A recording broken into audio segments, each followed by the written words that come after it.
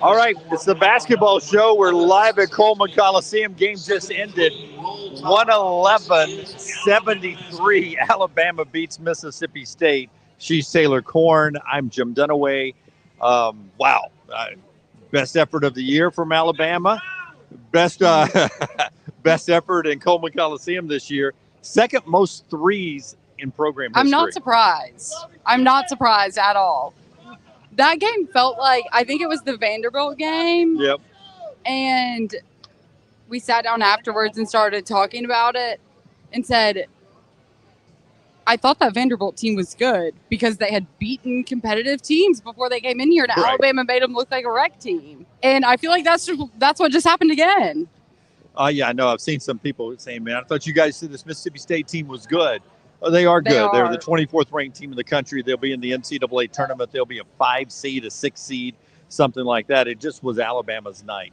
22 of 45 threes, only 11 turnovers. We'll get to the individuals, Youngblood and Sears and all that, but you got to start with defense too. Early on, you talked about it at halftime with me. You said it seems like the defense is playing so much better. I think Nate Oates, if he sat down beside us right now, would say that's the kind of defensive effort we need every night. Yeah, and he was still getting pissed off. It was probably about midway through the second half, and Aiden had hit a shot, I guess was a little bit slower than Nate Oates wanted him to be getting back on defense, and he got yanked immediately. He got torn into on the bench, and, that's what's going on when they're up. They were up, 35 points? So he's making his point known, and the team is very aware that if they don't play defense, they will be sitting on the bench, I would assume. One more home game for this Alabama team, and that is next week, midweek game Wednesday night against Florida, who lost at Georgia. So there is some upward mobility there, not only in the SEC standings, but also on that one line where Florida was and Alabama is. So maybe Alabama continues to wiggle and do some stuff. Chris Youngblood getting a nice round of applause as he finishes the radio interview. Youngblood tonight was 7 of 11 from 3. All of his points came from the three-pointer free throw line. He had 27 points, and just an amazing night from the guy from this area in the state. I'm pretty sure his last game, or the last time that they played Mississippi State earlier this season, was his season high with 24 points, I believe. Aaron Suttles from Yale, Alabama, and Bama and Bourbon over there nodding yes. And he outdid himself tonight. Yeah. He was so clutch in that game. That was an 88-84 game in Starkville. And anytime Alabama needed a bucket in that game in a tough defensive effort, CY hit it. Tonight wasn't as close because of the early shots he hit last night. Let's get some of your comments here, or that he hit tonight. Roll through this. R. Suze says, I think Alabama just made another 3, one of those nights. Got rid of the drop coverage defense in the first half, and what do you know? We played good defense. Landmine Believer has been calling for a little defensive philosophy switch, and it worked tonight. Scott says that was dog abuse tonight. Mo D, 10 and 11 tonight from Zach there. Big Mo D fan. That guy, his three-point shot that he hit first, it was one of those, I think the way I would shoot a three-point shot, one of these, but I told people around me, don't flatter yourself. If it goes in, it doesn't matter what it looks like. I mean, they're just prettier shots on the team, but Mo D made it look good tonight. A roll tide from Kenneth there. Michael Big jokes about the dog abuse there. Good win for Bama to defend home court and get off the bubble. Old joke about Alabama back in the days, always on the bubble. Of the 4 tough remaining games, again, that's a 5 seed team. Check the box. There's one of them down, and we know it's ahead. Trip to Tennessee, 2 or 1 seed. Home to Florida, 1 seed. Road trip to Auburn, 1 seed. So the road ahead gets even tougher, but you can't win the other 3 until you win tonight. Right. And when we talked on Sunday on our Monday morning show, we discussed the remaining 4 games. And I think this one was big to win because, as you said, the remaining 3 games just continue to get harder. So you're setting yourself up for some success down the stretch. You're getting your feet back under you after the 2-loss skid. You have 2 convincing wins Right. since then over Kentucky and then now Mississippi State. Swept both series, so that's some 2 back-to-back series sweeps. And now you hit the road. Yeah. Bama JT2 wants to know what Mississippi State did to Chris Youngblood when he was a kid to want to come back and hurt him so hard. And one of their, I cannot remember who it was, but later in the second half, one of the Mississippi State players started running his mouth a little bit too. And Chris Youngblood, he didn't say anything back. He, just carried on with what he was doing. And I was like, you are mighty confident to be running your mouth right now, because I wanted to look at him and be like, brother, look at the scoreboard. I want to point out that Josh Hubbard from Mississippi State, he ended up with 21 tonight, but it was the quietest 21 you've ever seen. He had 38 against Alabama earlier, but the defense early on in this game against him was totally different. Yeah, and he's good. I mean, He's smaller, but he's built. He's strong, and he did hit some good shots, but I agree, it was very quiet, and it didn't really seem like anyone on the court for Mississippi State was doing much of anything because of how much, no matter what they did, they were going to be outshined by what Alabama was doing offensively. Mark Sears, not to be, wasn't 30 plus like the 2 previous games, but he was 5 of 12 from 3, 21 points. And again, not to overstate the obvious defensively, but to see Youngblood score 27 and diving. I mean, he dove one time for a loose ball at midcourt, laid out, and actually dove so hard and so fast he landed on the ball and bounced into the air. I was worried about a rib or something, but he got up fine. But it was just a hustle play. Saw Sears hustling and diving it for balls tonight. Everybody seemed to buy in defensively, and I think the big question for Alabama fans is, okay, can you do that like you did in the NCAA tournament last year? You cranked it up to a different defensive level. Are you close enough to the finish line now that you can play that kind of defense the rest of the way? Yes, I mean, they showed that they can tonight. And one thing that I was kind of I don't want to say worried about, but wondering is defense has been emphasized. It has been pounded into their heads the entire season, really, but especially as of late. And I was wondering if we were going to see a decrease in offensive efficiency because of how focused they were on defense, if you know what I'm saying. Right. And because it's like we have said a number of times, Nate Oates is an offensive-minded coach. His team scores some points, but I was very interested to see what it would look like when they started putting as much effort on the defensive side of the court as they did offensively, and they were able to sustain their tempo and their production offensively while they were playing, better defense than we've probably seen them play all season, I would say. I'd love to hear what the chat thinks, but I think, having Holloway and Philon out there where Sears isn't running the point has sped up that offense a little bit. At least it did tonight.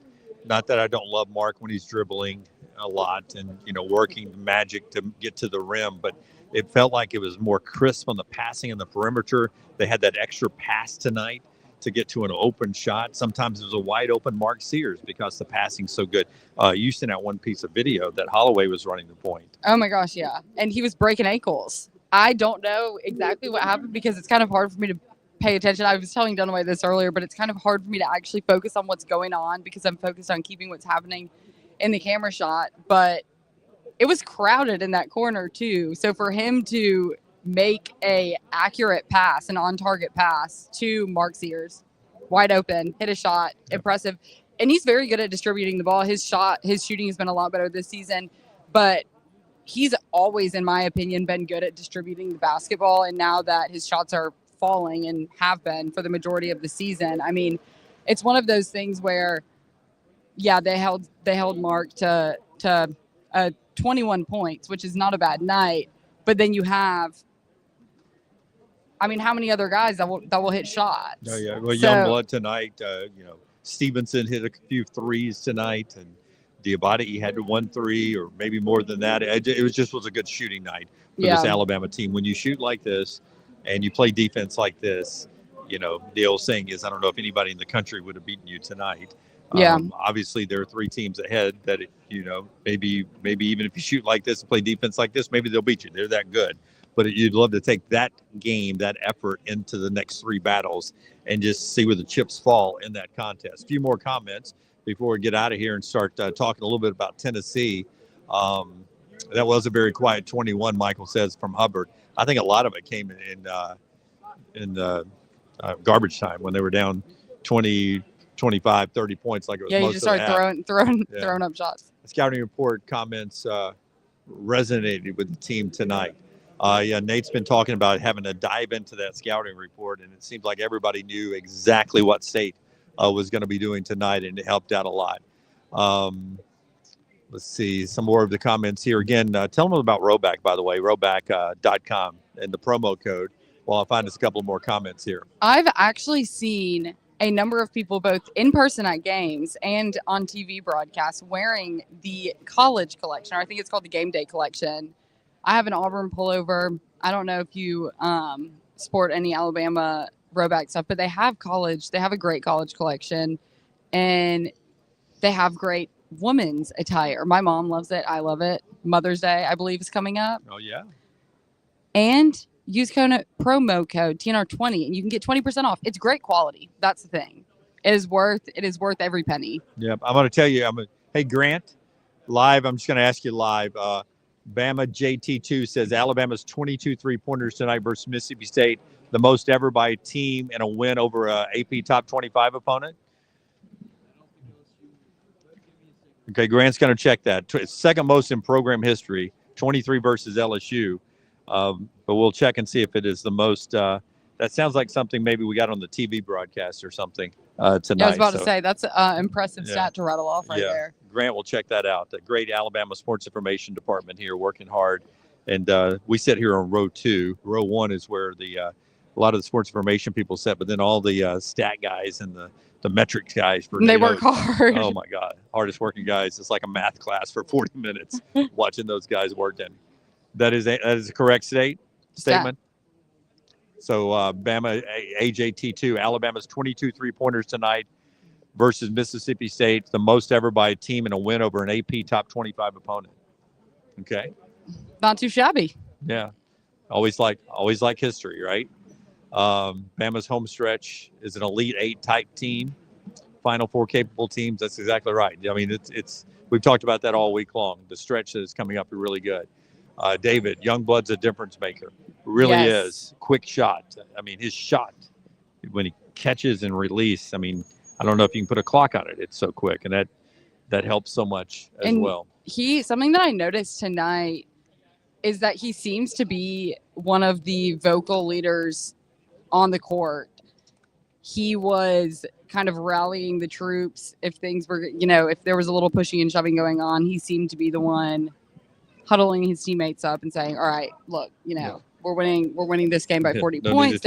There's no need to get involved in any of this. So he does seem to be, he obviously makes an impact offensively, defensively, but he seems to be a very vocal leader on the court as well. Great defense leads to great offense. Man, if Wrightsell played with this group, still missing Latrell Wrightsell.